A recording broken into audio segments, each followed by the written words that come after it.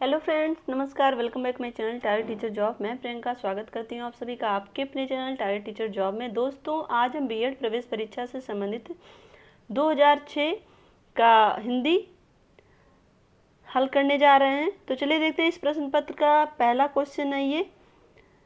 आप भी देखिएगा, टोटल 50 क्वेश्चन हम कराएंगे। आपके कितने क्वेश्चन सही होते हैं इसमें निर्देश प्रश्न 1 से 5 तक नीचे एक शब्द दिया गया है। दिए गए विकल्प से आपको सही समास ज्ञात करना है।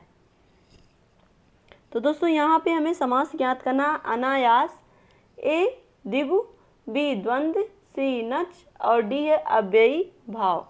तो दोस्तों, यहाँ पर हम देखें, अनायास ये आपका अव्ययी भाव समास है।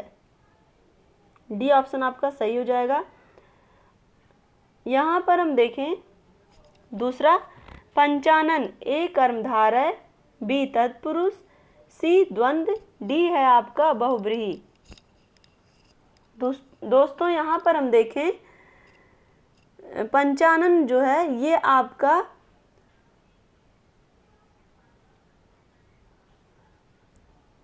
बहुव्रीहि समास है। अब हम देखते हैं क्वेश्चन नंबर 3, देश प्रेम, ए द्विगु, बी तत्पुरुष, सी कर्मधारय, डी है आपका बहुव्रीहि। तो दोस्तों, यहाँ पर तीसरा हम देखेंगे, तीसरे का जो सही आंसर होगा वो हो जाएगा आपका बी, देश प्रेम, ये आपका तत्पुरुष समास है। अब हम देखते हैं चौथा, चतुर्भुज, ए द्विगु, बी द्वंद्व, सी तत्पुरुष, डी अव्ययी भाव। तो दोस्तों, चौथे का जो सही ऑप्शन है वो हो जाएगा आपका चतुर्भुज। यहाँ पे संख्यावाचक दिख रहा है तो ये आपका द्विगु समास हो जाएगा। पांचवा देखते हैं, अनंतः। तो दोस्तों, यहाँ पर ए ऑप्शन है कर्मधारय, बी अव्ययी भाव, सी तत्पुरुष और डी द्विगु। तो दोस्तों, अनंतः में आप देखेंगे ये आपका जो सही ऑप्शन होगा ये हो जाएगा आपका द्विगु।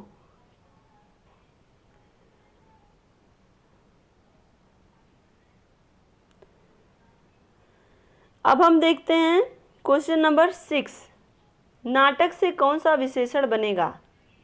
नाटक से कौन सा विशेषण बनेगा। नाटककार, बी नट, सी नाटकीय और नाटकीयता। तो दोस्तों, इसका जो सही ऑप्शन होगा वो होगा सी नाटकीय। क्वेश्चन नंबर 7 है, धनुष का पर्यायवाची शब्द है सारंग, कोदंड, इंद्र और कपिस। तो दोस्तों, इसमें सातवें का जो सही आंसर होगा वो होगा आपका बी, कोदंड। धनुष का पर्यायवाची शब्द क्या हो जाएगा, कोदंड। अब हम चलते हैं क्वेश्चन नंबर 8 की तरफ। कौन सा शब्द विशेषण है, ए होली, बी वहन, सी ठग और डी काला। दोस्तों, इसमें कौन सा शब्द विशेषण है, काला। विशेषण क्या होते हैं, संज्ञा और सर्वनाम की जो विशेषता बताते हैं उन्हें हम क्या कहते हैं, विशेषण कहते हैं। क्वेश्चन नंबर 9 देखते हैं, शिव से बनने वाला विशेषण है शिवम, शैव, अशिव और शिवाय। दोस्तों, यहाँ पर 9वां देखेंगे हम। क्वेश्चन नंबर 9वां है, शिव से बनने वाला विशेषण है शिवम। और क्वेश्चन नंबर 10 देखें, समय से कौन सा विशेषण बनेगा, ए सामयिक, बी साम्य, सी समय से, डी दुस्समय। तो दोस्तों, 10वें का जो सही आंसर होगा वो हो जाएगा आपका ए सामयिक। 11वां देखते हैं, परोक्ष का विलोम होगा ए विपक्ष, बी प्रत्यक्ष, सी उत्कर्ष और डी है आपका अपरोक्त। तो दोस्तों, 11वें का जो सही आंसर होगा परोक्ष का विलोम होगा आपका डी अपरोक्त। अब हम देखते हैं क्वेश्चन नंबर 12, निम्नलिखित पद इक प्रत्यय लगने से बने हैं, इनमें से कौन सा पद गलत है? पक्षिक, भौमिक, सामाजिक और दैविक। तो दोस्तों इसमें एक प्रत्यय लगने से जो शब्द बना है उसमें से कौन सा शब्द गलत है ये हमें चूज करना है। और इसमें पक्षिक जो है ये गलत है, ए ऑप्शन। और भौमिक, सामाजिक, दैविक ये सही है। अब क्वेश्चन नंबर 13 है आपका, निम्नलिखित वाक्यों में से कौन सा वाक्य शुद्ध नहीं है? मैंने तो गलत काम ही नहीं है, मुझको तो आज काम समाप्त करना ही पड़ेगा, कृपया दरवाज़ा बंद कर दें, धूम्रपान करना निषिद्ध है। तो दोस्तों 13 का आपका सही ऑप्शन सामने ही दिखा है। ये आपका मैंने तो गलत काम ही नहीं है, ये गलत लिखा ही है। 14 निम्नलिखित में से कौन सा शब्द जड़ शब्द का विलोम है? ए पेड़, बी पहाड़, सी चेतन, डी संसार। तो जड़ का विलोम क्या होता है? जड़ का विलोम होता है चेतन। अब हम देखते हैं क्वेश्चन नंबर 15।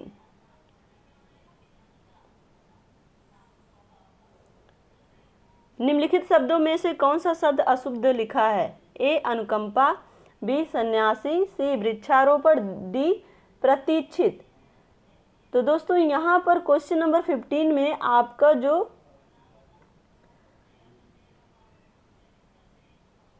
निम्नलिखित शब्दों में कौन सा शब्द अशुद्ध लिखा है?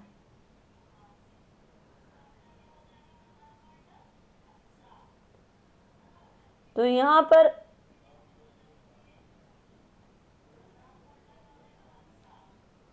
ये आप हमें कमेंट करके बताइएगा, क्योंकि आपको भी तो पता होना चाहिए। अब हम देखते हैं क्वेश्चन नंबर 16। इसमें 16 से 18 तक निर्देश दिए गए हैं। नीचे एक शब्द दिया गया है, दिए गए विकल्प से आपको शब्द में प्रयुक्त उपसर्ग ज्ञात करना है। 16 है आपका चिरायु। उपसर्ग क्या है इसमें? ए चिर, ची, बी चिर, सी यू, डी आयु। तो 16 आप देख रहे हैं, इसका जो सही आंसर होगा वो हो जाएगा चिरायु का चिर, इसमें उपसर्ग है। विज्ञान में ए विज्ञ, बी ज्ञान, सी वी और डी है अन। तो दोस्तों 7 यहाँ पर हम देखेंगे 17 का जो सही आंसर होगा वो हो जाएगा आपका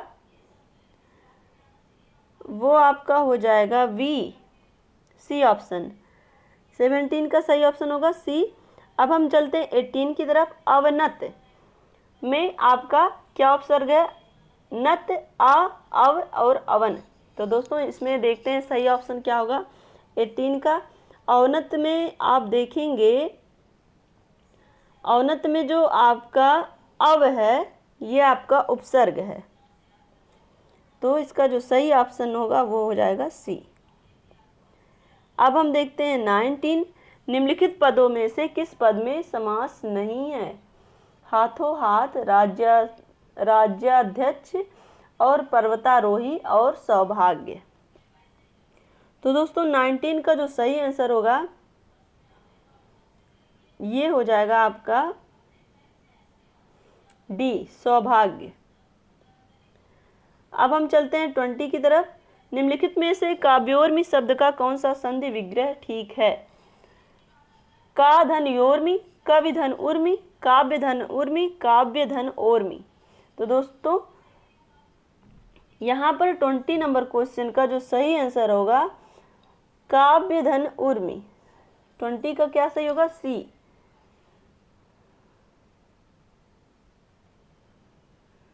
अब हम देखते हैं 21। निम्नलिखित शब्दों में कौन सा शब्द धरती का समानार्थक है? धरती का समानार्थक चंचला, विपुला, सरसी और अचला। तो दोस्तों 21 का जो सही आंसर होगा धरती का समानार्थक शब्द है अचला। 22 देखते हैं। निम्नलिखित शब्दों में से कौन सा शुद्ध शब्द है? दवाइयाँ, गुरु, नीति और मयंक।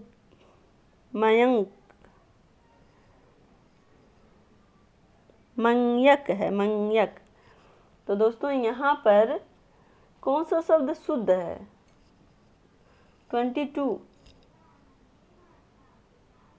22 का जो सही आंसर होगा वो होगा आपका ए, दवाइयाँ। 23 निम्नलिखित शब्दों में से कौन सा शब्द क्रिया विशेषण है?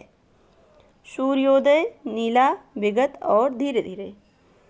तो दोस्तों यहाँ पर हम देखें 23 का जो सही आंसर होगा वो होगा आपका डी, क्रिया विशेषण, क्रिया की विशेषता बताता है।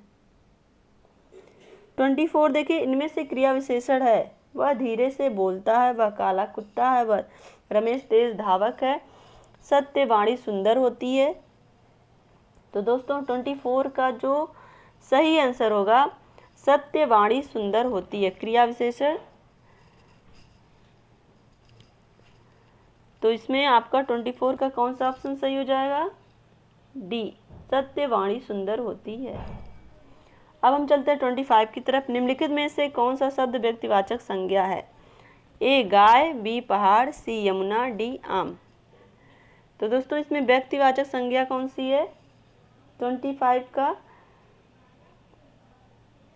इसमें सी आपकी 25 का सी व्यक्तिवाचक संज्ञा है। अब यहाँ पे हम देखेंगे निर्देश दिया हुआ है 26 से लेकर के 30 तक का। निम्नलिखित गद्यांश को ध्यान से पढ़कर और अंत में पढ़िए और अंत में दिए गए प्रश्नों के सही उत्तर 4 विकल्पों में से चुनकर दीजिए। तो दोस्तों यहाँ पे हमें गद्यांश पढ़ना है। सौंदर्य की परख अनेक प्रकार से की जाती है। बाह्य सौंदर्य की परख समझना तथा उसकी अभिव्यक्ति करना सरल है। जब रूप के साथ चरित्र का भी स्पर्श हो जाता है तब उसमें रसास्वाद की अनुभूति भी होती है। एक वस्तु सुंदर तथा मनोहर कही जा सकती है, परंतु सुंदर वस्तु केवल इंद्रियों को संतुष्ट करती है, जबकि मनोरम वस्तु, यहाँ पर हम देखेंगे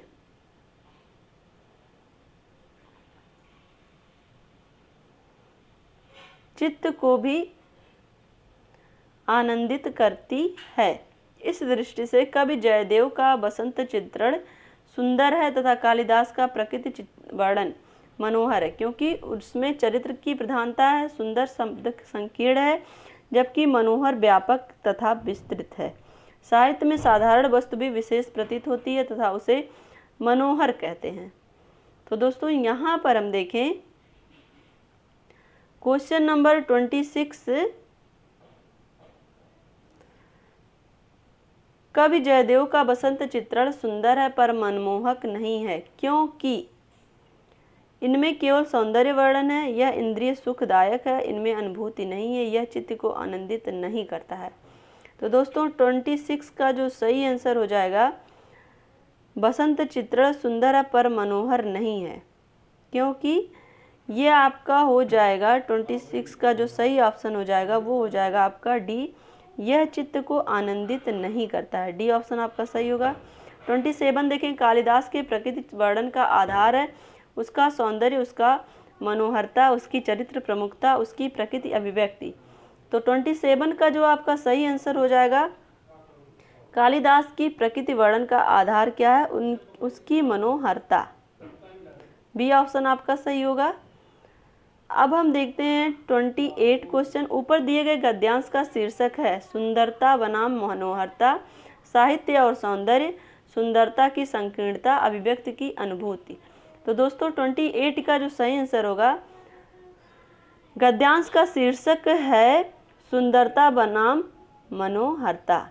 28 का जो सही आंसर होगा वो होगा ए। अब 29 देखते हैं, रसास्वादन की अनुभूति का बोध होता है। ए, इंद्रिय सुख मात्र से, सौंदर्य अभिव्यक्ति से, चित्त के आनंद से और चरित्र स्पर्शी रूप से। तो 29 का जो सही आंसर होगा रसास्वादन की अनुभूति का बोध होता है चरित्र स्पर्शी रूप से। 29 का सही आंसर क्या हो जाएगा? डी।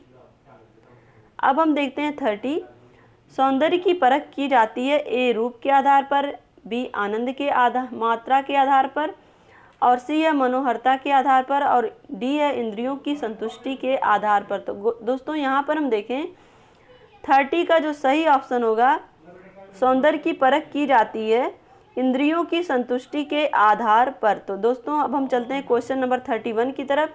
कनक कनक ते 100 गुनी माँ दकता अधिकार, या खाए बौराए जग नर या पाए बौराए। तो दोस्तों इसमें कौन सा अलंकार है? तो दोस्तों ये बहुत ही प्रचलित है, एक तरह से कह सकते हैं हम। 31 का आपका जो अलंकार है, या खाए बौरा जग या पाए बौराए। तो इसमें पहले कनक का अर्थ धतूरा, दूसरे कनक का अर्थ क्या है? सोना। धतूरा खाने से भी बौरा जाता है और सोना पाने पर भी बौरा जाता है। तो यहाँ पर एक ही वर्ड यानी कि कनक के दो अर्थ आ रहे हैं। तो ये आपका कौन सा अलंकार हो जाएगा? ये आपका हो जाएगा शी। श्लेष या अनुप्रास, यमक और उपमा में सी ऑप्शन आपका सही हो जाएगा। यमक अलंकार। 32 देखते हैं। क ग ज फ ध्वनियाँ किसकी हैं? ए संस्कृत की, बी फारसी अरबी की, सी अंग्रेजी की, डी दक्षिणी भाषाओं की। तो दोस्तों 32 का जो सही आंसर होगा वो हो जाएगा क ग ज फ। ये आपकी फारसी अरबी की ध्वनियाँ हैं। तो 32 का जो सही आंसर होगा वो हो जाएगा बी। अब हम देखते हैं 33। वह वर्ड जिसका उच्चारण तालु से होता है। ए मूर्धन्य वर्ग का, ओष्ठ वर्ग का, तालव्य वर्ग का और कंठ वर्ग का। तो दोस्तों ये सारी चीज़ें आपको जो हमने आपके लिए हिंदी व्याकरण के टॉपिक बनाए हैं पढ़ने के लिए, वो आपको लिंक मिल जाएगी। वो सारी चीज़ें आपकी वर्ड से रिलेटेड क्वेश्चन, समास, ये सारे जो भी टॉपिक हैं इनसे आपको कोई भी दिक्कत नहीं होगी। अगर एक बार आप पढ़ लेंगे तो फिर आपको भूलेगा नहीं। तो इसमें जो उच्चारण तालु से होता है उसको क्या कहते हैं? उसको हम कहते हैं तालव्य। क्लियर? कंठ, तालव्य, मूर्धन, दंत, ओष्ठ, इस तरह से आपको याद करना रहता है। और एक बार अगर आप याद कर लिए तो फिर आपको कभी भूलेगा भी नहीं। 34 किस वाक्य में अपादान कारक है? ए चाकू से फल काटो, बी हिमालय से गंगा निकलती है, सी मोहन से अब सहा नहीं जाता, और डी राम ने रावण को तीर से मारा। तो 34 का जो सही आंसर होगा वो हो जाएगा आपका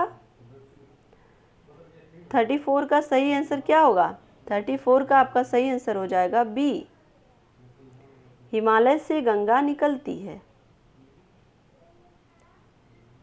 अपादान से अलग होने की बात हो रही है यहाँ पे। हिमालय से गंगा निकलकर अलग हो रही है, यानी कि वहाँ से वो आगे बढ़ रही है। अब हम चलते हैं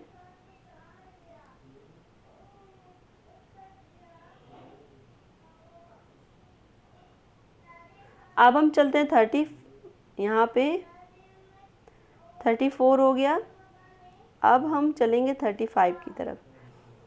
35 है आपका, नहीं पराग नहीं मधुर मधु, नहीं विकास यही काल, अली कली ही सौ बध्यो, आगे कौन हवाल। तो ऊपर लिखित में कौन सा छंद है? तो दोस्तों यहाँ पे हमें देखना कौन सा छंद है। दोहा, सोरठा, वर्बय और छप्पय। तो 35 का आपका सही आंसर क्या होगा? ये आपका है, ये आपका दोहा है, यानी कि ए ऑप्शन आपका सही हो जाएगा। अब हम देखते हैं यहाँ पे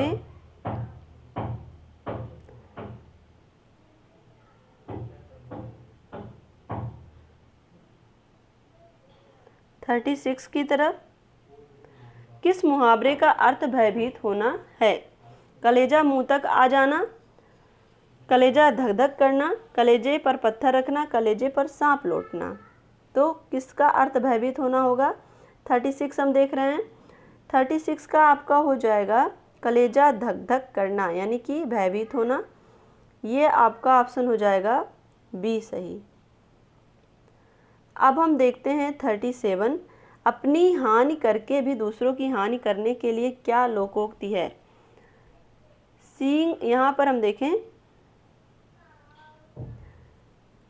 सींग काट कर बछड़े में मिलना, थोथा चना बाजे घना, ना रहेगा बांस ना बजेगी बांसुरी, अपनी नाक कटाकर अपशकुन करना। तो दोस्तों 37 का जो सही आंसर होगा, अपनी नाक कटाकर अपशकुन करना, अपनी हानि करके भी दूसरे की हानि करना। तो यहाँ पे ये जो आपका ऑप्शन होगा डी, वो सही हो जाएगा। अब हम देखते हैं 38 क्वेश्चन। 38 है 9 2 11 होना, ए धन का खूब बढ़ जाना, बी 9 + 2 = 11, सी तुरंत भाग जाना, डी 11 होकर अर्थात बली होकर मुकाबला करना। तो दोस्तों 9 2 11 का मतलब होता है भाग जाना, तुरंत भाग जाना। तो दोस्तों 38 का जो सही आंसर हो गया वो आपका हो गया सी। अब हम देखते हैं 39, किसी वस्तु की आवश्यकता से बहुत कम होने पर बहुधा कहा जाता है। एक अनार 100 बीमार, ओस के चाटे प्यास न बुझना, ऊँट के मुंह में जीरा, अंगुली चाटना। तो 39 का जो सही आंसर आपका हो जाएगा वो हो जाएगा आपका ऊँट के मुंह में जीरा। किसी वस्तु की आवश्यकता से बहुत कम होना, ऊँट के मुंह में जीरा कहा जाता है। 40 है अधजल गगरी छलकत जाए, संभल कर ना चलना, गगरी का ढक्कन बंद ना करना, अपनी बात की प्रशंसा करना, अल्प ज्ञान या संपत्ति वाले का गर्व प्रदर्शन। तो दोस्तों 40 का जो सही आंसर होता है वो यही होता है कि अल्प ज्ञान या संपत्ति वाले का गर्व प्रदर्शन को कहते हैं अधजल गगरी छलकत जाए। तो दोस्तों यहाँ पर हम देखें क्वेश्चन नंबर 41, मुझे तोड़ लेना बनमाली, उस पथ में देना तुम फेंक, मातृभूमि पर शीश चढ़ाने जिस पथ जाएं वीर अनेक। तो दोस्तों यहाँ पर ये किसकी पंक्ति है? माखनलाल चतुर्वेदी, बालकृष्ण शर्मा नवीन, सोहन लाल द्विवेदी, सत्यनारायण पांडे। तो दोस्तों 41 का जो सही आंसर होगा, ये बहुत ही प्रसिद्ध पंक्ति है इनकी, माखनलाल चतुर्वेदी जी की। ये ऑप्शन आपका ए सही होगा। अब हम देखते हैं क्वेश्चन नंबर 42, श्रद्धा किस कृति की नायिका है? कुरुक्षेत्र, रामायण, साकेत, कामायनी। तो दोस्तों 42 का जो सही आंसर होगा वो हो जाएगा आपका डी, श्रद्धा और मनु। ये आपके कामायनी की नायक और नायिका थे। अब हम देखते हैं क्वेश्चन नंबर 43, साकेत के रचयिता हैं ए प्रेमचंद्र, बी पंत, सी निराला, डी मैथिली शरण गुप्त। दोस्तों ये आपका 43 जो है ये आपके मैथिली शरण गुप्त की रचना है और ये बहुत ही फेमस रचना है इनकी। तो ये इसका जो ऑप्शन सही हो जाएगा वो हो जाएगा आपका डी, मैथिली शरण गुप्त। अब हम देखते हैं 44, निर्गुण भक्ति काव्य के प्रमुख कवि हैं सूरदास, तुलसीदास, कबीरदास, केशवदास। तो दोस्तों 44 का जो सही आंसर होगा वो हो जाएगा आपका सी, कबीरदास। क्लियर? अब हम चलते हैं 45 की तरफ। खूब लड़ी मर्दानी वह तो झांसी वाली रानी थी, पंक्ति किसकी रचना है? ये महादेवी वर्मा, सुभद्रा कुमारी चौहान, मैथिली शरण गुप्त और सत्यनारायण पांडे। तो दोस्तों यहाँ पर हम देखें ये आपका बहुत ही फेमस लाइन है, बुंदेले हर बोले के मुंह हमने सुनी कहानी थी, खूब लड़ी मर्दानी वो तो झांसी वाली रानी थी। ये सुभद्रा कुमारी चौहान की रचना है। अब हम देखते हैं इसमें निर्देश दिए हुए हैं कि प्रस्तुत वाक्यों के एक खंड में त्रुटि है उसे छांटिए। तो इसमें आपके 4 खंड हैं, चारों में से जो खंड में कमी है उसे आपको बताना है। तो चलिए देखते हैं इसमें 46 है, जीवन पथ पर हमें सतत रूप से चलते रहना चाहिए, कोई त्रुटि नहीं है। तो इसमें आपका 46 में जो बी ऑप्शन है आपका ये वाला, इसमें त्रुटि है। अब हम देखते हैं 47, संक्षेपीकरण करने की कला में, बी आपका पारंगत होने के लिए, सी विद्यार्थियों को इसका निरंतर, डी अभ्यास करना चाहिए। तो दोस्तों 47 का जो सही आंसर होगा वो होगा यहाँ पे, इसमें जो ऑप्शन है ये है आपका ए, संक्षेपीकरण करने की कला में। अब हम देखते हैं 48, स्कूल की छात्राओं ने 15 अगस्त के अवसर पर अच्छे गीत गाया। तो दोस्तों 48 का जो ऑप्शन होगा वो होगा आपका गीत गाया, ये आपका ऑप्शन होगा। अब हम देखते हैं 49, कृपया आप ही यह बताने की कृपा करें कि बम्बई कब चलना है। 49 का जो ऑप्शन होगा वो होगा कृपया आप ही, ए ऑप्शन। अब हम देखते हैं 50, आपका पत्र मिला और आशा करता हूँ कि भविष्य में, यहाँ पे ABC हम देख चुके हैं, इसी प्रकार तुम्हारा कृपा पत्र मिलता रहेगा। तो 50 में आपका जो ऑप्शन होगा वो होगा D। तो इस तरह से हम देखें, इसमें जहाँ भी एक खंड में त्रुटि है उसे हमने छांट लिया। तो दोस्तों इसी तरह से आप अपनी मेहनत जारी रखिए और हम आपके लिए डिस्क्रिप्शन में उन सारे वीडियोज की लिंक दे देंगे जो आपके लिए हमने बना रखे हैं। और आप अपनी मेहनत जारी रखिए। हमसे जुड़ने के लिए थैंक यू सो मच। जय हिंद।